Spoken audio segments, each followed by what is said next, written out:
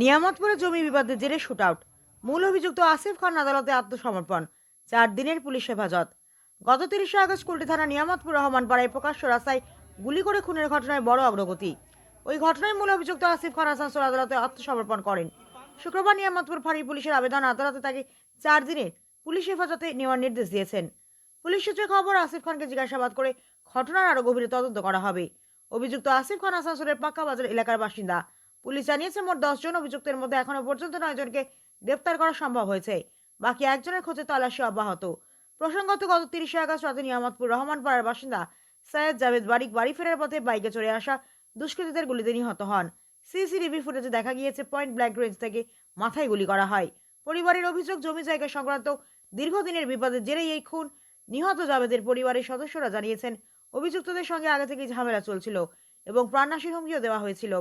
ঘটনার পরপরই পুলিশ তদন্ত শুরু করে, কয়েকজনকে গ্রেপ্তারও করে।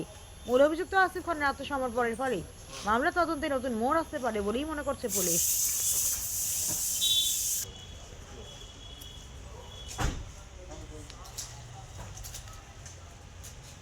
এই রিপোর্টার ওই রিপোর্ট